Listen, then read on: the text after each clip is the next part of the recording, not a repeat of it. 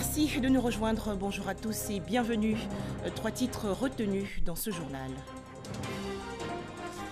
Bientôt la construction de plusieurs routes, lycées professionnels et d'excellence en Côte d'Ivoire. L'Arabie Saoudite va appuyer Abidjan dans la mise en œuvre de tous ces projets. Le président de la République, Alassane Ouattara, qui a effectué une visite officielle de 72 heures à Riyad, a fait hier le point sur les retombées de son séjour. Quartier Oundotré, dans la commune d'Abobo, une femme en possession de drogue a été mise aux arrêts par des éléments de la direction de la police des stupéfiants et des drogues. 240 blocs de cannabis ont ainsi été saisis. Et en fin de journal, nous allons découvrir un métier. Quelles sont les missions du paysagiste? Quelle formation suivre? On en parle dans quelques instants. La Côte d'Ivoire bientôt dotée de nouvelles routes, lycées professionnels et d'excellence. Ce sont là quelques retombées de la récente visite officielle du président de la République Alassane Ouattara en Arabie Saoudite. Le chef de l'État ivoirien a fait hier le point de sa mission dans ce pays. Plus de précisions dans ce reportage de Viviane Haïma. Au troisième jour de sa visite officielle en Arabie Saoudite, ce lundi 9 septembre, le président de la République, Alassane Ouattara, a reçu à son lieu de résidence, tour à tour, deux personnalités de gouvernement saoudien. Le ministre des Affaires étrangères, Ibrahim Abdulaziz Al-Assaf, avec qui il s'est entretenu de la situation grandissante des attaques terroristes en Afrique de l'Ouest. Deuxième personnalité à être reçue, le président du Fonds saoudien de développement, Ahmed bin Hajj Al-Khatib. Plusieurs projets de développement sont présentement en train d'être réalisés en Côte d'Ivoire grâce au financement saoudien. En outre, plusieurs nouveaux projets de développement ont obtenu des promesses de financement de la part de l'Arabie Saoudite. Le directeur général du Fonds saoudien l'a indiqué. Il est très honoré d'avoir été reçu aujourd'hui par le chef de l'État. Au cours des échanges qu'ils ont eus, ils ont échangé sur la coopération entre la Côte d'Ivoire et le Fonds saoudien pour le développement. Des projets sont déjà en cours et les choses se passent plutôt bien. Donc les projets portent sur différents secteurs, donc dans le secteur de l'eau, dans le secteur des infrastructures et dans le secteur éducatif. Ils ont aussi échangé sur deux projets qui sont actuellement en cours d'implémentation. Il s'agit notamment du CHU d'Abobo et aussi d'un programme de développement rural. Et ces deux projets devraient normalement être finalisés dans les 1-2 mois à venir et permettront justement de pouvoir améliorer la collaboration entre la Côte d'Ivoire et l'Arabie Saoudite. En plus de ces projets, le chef de l'État et le directeur général du Fonds saoudien ont échangé sur de nouveaux projets que nous souhaitons voir développer pour les années à venir. Il s'agit en particulier de 3 projets. Le premier porte sur la construction de logements sociaux, il y a un deuxième projet sur les centres de formation professionnelle et un dernier sur les lycées d'excellence. C'est des projets relativement importants et le directeur général du Fonds saoudien a promis au chef de l'État d'envoyer une mission technique en Côte d'Ivoire dans les mois à venir pour justement que l'on puisse avancer sur ces projets. Lutte contre le terrorisme, soutien financier de l'Arabie Saoudite pour plusieurs projets de développement en Côte d'Ivoire. Le chef de l'État ivoirien, le président Alassane Ouattara, se dit satisfait de cette visite officielle qui lui a permis de s'entretenir avec le roi Salman Ben Abdelaziz Al Saoud et les plus hautes autorités de l'Arabie Saoudite. Je suis particulièrement heureux d'avoir effectué cette visite officielle dans le Royaume d'Arabie Saoudite. C'est une belle opportunité de continuer de renforcer les liens entre donc, le Royaume d'Arabie Saoudite et la Côte d'Ivoire. Nous avons déjà d'excellentes relations. Je suis venu à l'invitation de Sa Majesté, donc le roi Salman, qui m'a reçu à déjeuner. Ensuite, nous avons eu un échange avec la cour royale et nous avons échangé sur les questions internationales, et notamment la situation en Afrique, mais également les foyers de tension. Et comment est-ce que nous pouvons continuer de renforcer notre coopération par rapport à la lutte contre le terrorisme. Alors sur ce sujet, j'ai beaucoup insisté sur la nécessité pour un soutien au G5 Sahel et aux pays donc environnants. Parce qu'en réalité, la question du terrorisme est une affaire globale. On ne peut pas limiter à quelques pays. C'est d'ailleurs pour cela que nous partons bientôt pour le Burkina Faso, où nous aurons une réunion donc, au sommet sur les questions de sécurité.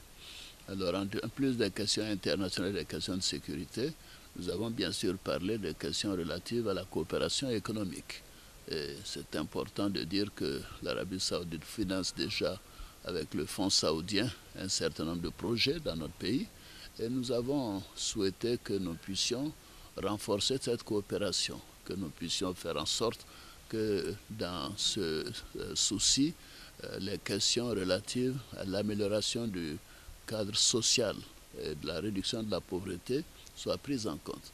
Et c'est ainsi que nous avons parlé de projets d'infrastructure, notamment le financement des voiries pour faire des logements sociaux, les questions relatives à des lycées de formation, mais également des lycées d'excellence. Et sur tous ces projets, avec le fonds saoudien, nous avons fait des avancées et les dossiers seront envoyés au fonds saoudien. Et en même temps, j'ai demandé l'intervention des autorités saoudiennes auprès de la Banque islamique de développement et auprès du Fonds saoudien de développement, pour que donc ces projets, qui représentent quand même un volume important, puissent avoir le financement nécessaire sur les 3 prochaines années. Donc, à résumer, nous avons passé un excellent séjour et donc les discussions continueront sur les questions de sécurité, notamment avec les autorités chargées de la défense, car la lutte contre le terrorisme est un objectif commun à l'Arabie saoudite et aussi à la Côte d'Ivoire. Je voudrais terminer en remerciant Sa Majesté pour vraiment l'accueil exceptionnel qui nous a été offert. Et je dois lui dire que donc les Saoudiens sont des amis du peuple ivoirien et nous sommes très heureux d'avoir fait cette mission. La visite officielle du chef de l'État ivoirien s'est achevée ce lundi 9 septembre. Autre sujet, la rentrée académique 2019-2020 a été effective dans plusieurs établissements. En Côte d'Ivoire, la ministre de l'Éducation nationale, de l'enseignement technique et de la formation professionnelle a sillonné hier quelques écoles, notamment dans la commune de Koumassi. Kandia Camara a appelé tous les acteurs du système éducatif à s'impliquer davantage dans la réussite de cette nouvelle année scolaire. Grace Kando. Pour ce premier jour de classe, c'est le centre de perfectionnement au métier de la mécanique et de l'électricité dans la commune de Koumassi que la ministre de l'Éducation nationale, de l'enseignement technique et de la formation professionnelle, en compagnie du secrétaire d'État chargé de l'enseignement technique et de la formation professionnelle et du préfet d'Abidjan, a choisi pour commencer sa tournée dans les établissements. Nous sommes en train de faire un coup de maths sur les limites, continuité, dérivabilité. Voilà, c'est une révision. Voilà, nous demandons aux élèves qui traînent encore les pas d'accélérer quand le cours a commencé. Après ça, il a fait une petite évaluation pour voir si c'est bien rentré. Je suis particulièrement très heureux de reprendre les cours, de retrouver mes amis, les professeurs. Je vais me donner à 100% pour avoir mon examen. Plusieurs autres écoles de la commune ont été visitées. Il s'agit du cycle primaire de l'Institut Mahama Cissé Salil Nadja, du groupe scolaire EPP BAD 5 municipalités, du groupe scolaire Lagune et du lycée municipal 2 où les élèves sont visiblement heureux de reprendre le chemin de l'école. Les professeurs sont venus, ils se sont présentés à nous et puis ils ont donné les listes de fournitures pour que nos parents achètent nos fournitures. Bon, aujourd'hui, comme c'est le premier jour, il y a un bon nombre déjà qui est là. Une prise de contact, l'enseignant va détecter effectivement des erreurs des uns et des autres. C'est on fait des cours de vacances pour voir ce que ça donne. La rentrée est effective. Il n'y a pas à dire qu'il faut attendre dans 1 semaine, dans 2 semaines la rentrée. Elle est effective, donc achetez les fournitures de vos enfants. La ministre Kandia Kamara justifie le choix de la commune de Koumassi. Le ministre Cissé Bakongo a réhabilité plusieurs établissements, notamment le lycée municipal 1 et 2 de Koumassi. Le cadre physique d'un établissement a un impact sur le rendement du personnel et des enfants. Quand on a une belle école qui est attrayante, ça donne envie aussi bien aux élèves qu'aux enseignants de venir à l'école. Les résultats de fin d'année se préparent depuis le premier jour de rentrée. Les examens de fin d'année se préparent depuis le premier jour de rentrée. Donc il est important que les cours démarrent. Pour cette rentrée scolaire 2019 à 2020, ce sont 5 établissements qui ont été réhabilités par la municipalité de Koumassi. À présent, cette action de la Fédération ivoirienne des petites et moyennes entreprises pour booster l'entrepreneuriat des femmes. Environ 4000 femmes de la commune de Port-Bouët ont suivi récemment une formation en gestion de l'activité commerciale. Les participantes ont reçu leur diplôme de fin de formation. Le point avec Salima Toudia.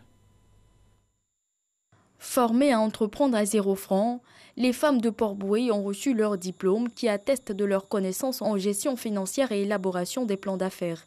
Une formation donnée par la Fédération ivoirienne des PME. Nous savons l'impact de cette grande caravane de 100 000 francs sur l'économie nationale de notre pays, sur les emplois, la création d'emplois. Nous avons décidé, de vous informer. Il y a beaucoup de choses qui existent pour les femmes, beaucoup de choses pour vos financements. Vous n'êtes pas au courant, on doit vous informer. La deuxième des choses, on doit vous former. Et c'est ce que nous sommes en train de faire en ce moment. En attendant le financement et l'appui dédié aux femmes, une opération de parrainage par les particuliers a été lancée pour leur autonomisation. Pour l'heure, Côte d'Ivoire On Business, un moteur de recherche, a été mis au service des femmes entrepreneurs afin de faciliter la commercialisation de leurs produits. Dans l'actualité nationale également, cette interpellation dans la commune d'Abobo, plus précisément dans le quartier Undotré. Une femme en possession de 240 blocs de cannabis a été mise aux arrêts par des éléments de la direction de la police des stupéfiants et des drogues. Pacom Didi et Jean-Marc Djadji. La direction de la police des stupéfiants et des drogues, DPSD, a saisi 240 blocs de cannabis au domicile de Dame Touré Mariam au quartier Undotré à Abobo. 1 kg de drogue venue du Ghana d'une valeur de 50 millions de francs CFA. C'est suite à un appel anonyme que cette saisie a pu être opérée. Dès que nous sommes arrivés, le domicile, elle était là, elle était encore dans les parages.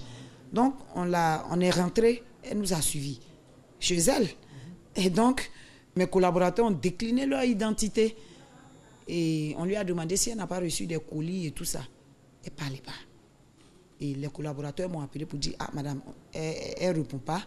C'est un appartement de 4 chambres, donc on voudrait faire une perquisition. Bon, avec le nouveau code de procédure pénale, il faut obligatoirement l'accord et l'écrit du procureur. Et donc automatiquement, j'ai appelé le procureur de la République, le procureur Adou Richard, après avoir rendu compte à ma hiérarchie. Et donc le procureur nous a donné le feu vert, et c'est comme ça que j'ai dit à mes collaborateurs, faites la perquisition. Et donc ils ont fait la perquisition et ils ont trouvé 3 gros colis. Cette opération rentre dans le cadre de la lutte contre le trafic illicite de drogue initiée par l'État. Interpellée, Dame Touré Mariam, âgée de 35 ans et ménagère, est entre les mains de la DPSD. L'enquête suit son cours jusqu'au démantèlement de ce réseau de trafic de drogue.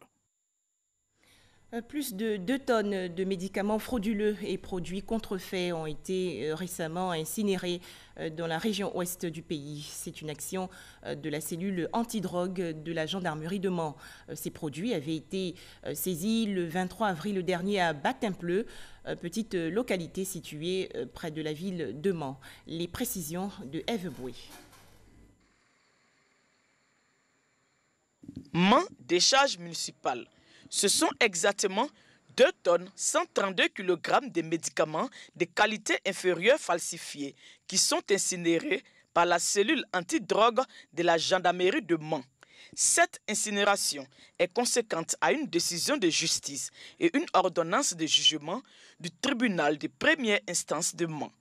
Son exécution se fait en présence des autorités administratives, judiciaires et des représentants locaux des organes de presse. Pour rappel, ces médicaments frauduleux ont été saisis le 23 avril 2019 par la cellule antidrogue de la gendarmerie de Mans à Batin-Pleu, localité située dans le département de Mans sur l'axe Mans-Logoualé. En outre, la cellule a saisi récemment 25 kg de cannabis dans un village de Kubli dans la région du Guémon. Revenons, si vous le voulez bien, sur la composition de la nouvelle équipe gouvernementale nommée récemment par le chef de l'État, Alassane Ouattara. 2 nouveaux ministres et 4 secrétaires d'État entrants. Au ministère de la Construction et du Logement, le secrétariat d'État chargé du logement social revient à Kofi Nguessan Lataille. Son portrait avec Patricia Omouetia. Kofi Nguessan Lataille est né le 12 avril 1963 à Dida, Kayabo, dans le département de Bokanda. Il a obtenu son baccalauréat série scientifique au lycée moderne de Dimbokro. Il est entré à l'université d'Abidjan-Cocody, puis a gravi les échelons à l'École nationale d'administration, ENA. Administrateur en chef des services financiers, il a occupé de hautes fonctions à la direction générale du Trésor et de la comptabilité. Titulaire d'un exécutif manager obtenu à HEC Paris, d'un diplôme de contrôle interne et de management de la qualité à l'Agence française de normalisation à Saint-Denis à Paris, d'une maîtrise ISO 901 à Ségos à Lyon et d'une maîtrise des risques à l'Institut des finances d'Abidjan. Kofi Nguessan Lataille fait donc son entrée au gouvernement.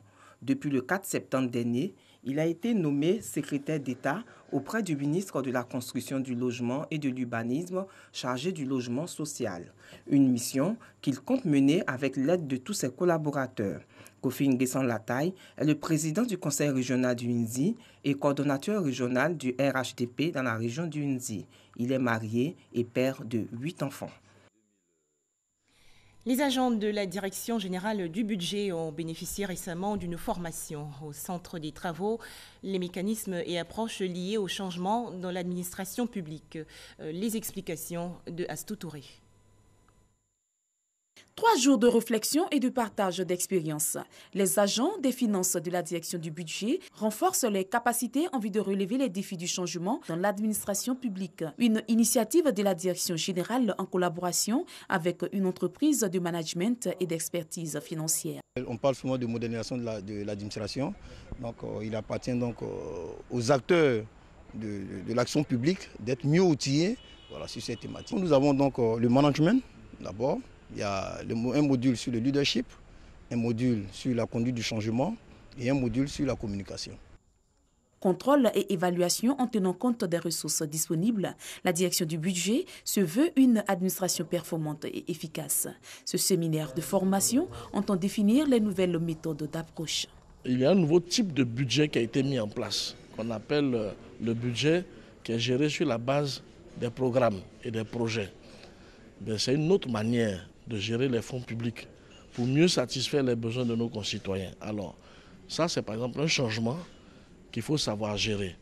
Et donc c'est sur ce thème-là que nous allons réfléchir. Ce sont environ 40 agents de la direction générale qui prennent part à ce séminaire de formation. Au thème de cette session de formation, ces agents bénéficieront d'attestations de participation délivrées par le cabinet d'expertise en finance. Un tout autre sujet à présent, une mutuelle est née dans la commune de Koumassi. Elle a été baptisée Mutuelle des Odjoukro. Les membres de cette structure ont été installés récemment en présence du ministre auprès du Premier ministre chargé de la promotion de l'investissement privé, Emmanuel Esmel Essis. Les précisions de Mamadou Kouassi.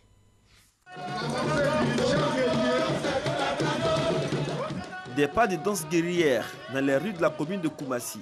Loin de son terroir, le peuple Odjoukro, résident de la commune de Koumassi, fait la promotion de sa culture. Et ce lors de la mise en place de la mutuelle des Odjoukro de Koumassi. Une structure peut fédérer les efforts de ces populations du Leboutou, tout en faisant la promotion de la cohésion sociale. Promouvoir d'abord le rassemblement, la cohésion, le bien-être et puis le développement des Odjoukro de Koumassi.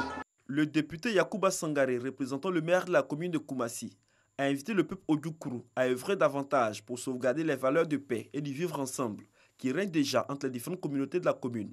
Permettre à notre commune de rentrer dans le concert des communes modernes, car notre ambition est d'offrir à toute la population de Koumassi le meilleur cadre de vie qui puisse exister. Nous comptons sur votre adhésion, l'adhésion de toutes les communautés. Oui, c'est avec vous et toutes les autres communautés que nous allons réussir ces paris. Faire de Koumassi une commune moderne où il fait bon vivre. Le ministre Emmanuel Essis, parrain de cette rencontre, a félicité le peuple Odjoukrour de Koumassi pour la cohésion qui règne en son sein. Il invite ses filleuls à la persévérance. J'engage les communautés Odjoukrour et toutes les communes de la Côte d'Ivoire à suivre l'exemple de nos frères de Koumassi. Ainsi, avec plusieurs mutuelles, nous pourrons aboutir à ce rêve d'une fédération nationale des mutuelles des communautés Odjoukrour. Et là, nous serons forts et la synergie de nos actions permettra de réaliser de grandes choses dans l'intérêt des populations du Léboutou. Emmanuel Essis a également exhorté l'ensemble du peuple du Léboutou à la solidarité et à l'entente pour le développement de son terroir. Peuple Odjoukrour, ressaisissons-nous. Tournons le dos résolument aux divisions entre les cadres, entre les communautés, entre les villages. Selon les historiens, le peuple Odjoukrour fut parmi les premiers occupants de la commune de Koumassi. Et aujourd'hui, c'est un peuple enraciné dans cette partie du district d'Abidjan qui ne manque pas d'occasion de faire la promotion de sa culture. Ce métier est assez méconnu en Côte d'Ivoire. Le paysagiste est considéré comme un architecte qui modèle les espaces verts. Mais comment devient-on paysagiste? Le salaire est-il alléchant? Des réponses à ces questions avec Emma Djek et Amadou Ouattara. Donnez-lui juste la terre et à défaut de vous envoyer dans le jardin d'Éden, il vous livre l'espace féerique ou le paysage que vous imaginez. Le paysagiste est un technicien architecte de la nature, différent du jardinier. Il conçoit et organise la maîtrise d'œuvre des jardins et espaces verts. En France, on dénombre environ 92 000 paysagistes. En Côte d'Ivoire, l'activité n'a pas de visibilité à cause du manque d'organisation. Bonjour. Bonjour madame. Pour vous, c'est quoi un paysagiste? On a entendu parler de ça, mais il va pas. Un paysagiste, c'est une personne physique qui allie jardin et paysage. Claude est titulaire d'un BTS en urbanisme. La nature occupe une place importante dans sa vie. Le paysagiste, dans la réalisation, tient compte de plusieurs aspects. L'aspect esthétique, tout d'abord, les fleurs, et puis le cadre qui est accueillant et qui est reposant. Quand il choisit des plantes pour faire l'aménagement, il sait à quelle fin ça répond. Peu connu de la population, ces artistes de la nature sont souvent confondus aux jardiniers. Cependant, les architectes qui sont aussi clients de ceux-ci savent marquer la différence entre les deux corporations. En tant qu'architecte, nous travaillons plus avec les paysagistes qui sont nos partenaires dans la réalisation de nos ouvrages, tels que vous les voyez là, qui nous apportent leur expertise et chaque fois il y a eu satisfaction. Aruna, paysagiste depuis 15 ans déjà, est à la tête d'une équipe de 5 personnes. Il ne recule devant aucun espace. Les domiciles, les entreprises et espaces publics constituent ses lieux de prédilection. La pelouse qui était là était tellement affectée par les mauvaises herbes, on était obligé de reprendre la pelouse. Cette pelouse que vous voyez, elle vient d'être plantée nouvellement. Donc là, d'ici 2 mois, vous aurez une bonne pelouse bien verte, sans problème. On a des micro-ondes, des climatiseurs, des frigos à la maison. Ils dégagent des gaz carboniques. C'est des plantes d'intérieur qui ont des vertus purifiantes. Il a su communiquer cette passion à des jeunes filles qui commencent à s'intéresser au métier de paysagiste. C'est le cas de Sali, la vingtaine révolue. En stage auprès d'Aruna, la jeune fille prend plaisir à apprendre. Et c'est un domaine vraiment très passionnant. J'invite beaucoup de femmes à vraiment s'intéresser à ça. Les paysagistes ivoiriens scrutent l'avenir avec motivation. dans le secret espoir de faire bénéficier aux amateurs de ce secteur d'activité l'ouverture d'un établissement de formation reconnu par l'État. Mettons le cap maintenant sur Bouaké, dans la région centre du pays, pour revivre la finale de la 5e édition de concours Vacances 2019. C'est une initiative de Radio Bouaké. Thème retenu, l'incivisme dans le comportement des citoyens et sur la voie publique. Le point avec Marie-Ange Kouakou et Kwadio Kwame de RTI Bouaké. Tonier groupe de Dolikro, mini-système de Thiebissou, Yedjiga de Boniré, Mage d'Orient de Bouaké et les enfants bénis de Diebonois. 5 groupes en compétition pour le compte de la finale de la 5e édition de concours Vacances 2019. L'objectif de ce concours est d'égayer les jeunes pendant les vacances. Bouaké doit relever le défi. Si aujourd'hui, Bouaké, avec ce qui s'est passé, dont l'exemple, je vous assure, toute la Côte d'Ivoire suivra. Bouaké va prendre sa place en Côte d'Ivoire. Tonier groupe de Dolikro, vainqueur de la 5e édition du concours en interprétation, poème et culture générale. 5 ans que nous courons derrière le trophée. On maîtrisait le son de série simpliste, donc c'est ce qui a fait nos forces. Tout en félicitant les organisateurs pour cette belle initiative qui a occupé la jeunesse durant les vacances, le parrain de la cérémonie, le ministre Amadou Koné, a prodigué de sages conseils à la jeunesse de Bouaké. Vous encouragez, chers amis jeunes, à travailler. La compétition est déjà rude, mais elle sera beaucoup plus rude parce qu'il y aura davantage de jeunes gens formés. Sachez que nous travaillons pour vous, nous serons toujours là à vos côtés. Vous pouvez en retour aussi compter sur l'ensemble de vos aînés qui sont là et nous serons là pour continuer de vous soutenir. Débuté le 25 juillet dernier, Concours Vacances a mis en exergue les valeurs culturelles d'une vingtaine de groupes des régions de Bouaké, du Hambol, de Lifou et du Bélier. Le thème cette année est l'incivisme dans le comportement des citoyens et sur la voie publique. À travers ce thème, les organisateurs entendent inculquer le respect du code de la route et amener la jeunesse à un changement positif de comportement. Et toujours dans le cadre des concours de vacances dédiés à la jeunesse, à noter également l'émission Variétoscope 2019. Pour la 3e manche, 4 groupes étaient récemment en compétition au Palais de la Culture de Trècheville. Stéphane Loboué et Issaïeo. Palais de la Culture de Trècheville. Nous sommes à la 3e manche du Variétoscope. Dans les coulisses, le groupe se prépare. Une touche de maquillage, dernière répétition, des coups de marteau sur le matériel de prestation. Par moment, des séances de prière. Si nous sommes vraiment ici ce soir en train de compétir, c'est vraiment la grâce de Dieu. Parce qu'on a tellement de difficultés avant d'arriver ici. Seul le merci que peut dire à Dieu, c'est de le rendre gloire et le faire magnifier son nom. Sur scène, les 4 groupes en compétition font découvrir les savoir-faire culturels et artistiques. Les faits historiques et hautes prestations donnent de la joie au public venu en grand nombre. Pour cette 3e édition, les étoiles du Guémon ont illuminé le Palais de la Culture de Trècheville en se qualifiant pour la finale. Le niveau aujourd'hui est un peu plus élevé. À la première manche, on a eu 230 points pour le meilleur. La 2e manche, 230 points pour le meilleur. Et cette fois-ci, le premier groupe a 219 points et demi. Ça veut dire qu'il y a une marge entre la première manche, la 2e et la 3e manche. Donc on évolue positivement et on espère que les autres groupes qui vont venir seront à la hauteur de la compétition. Après la compétition, direction Variéto Village. Le groupe de Zouglou Makers, donne de la voix pour égayer le nombreux public.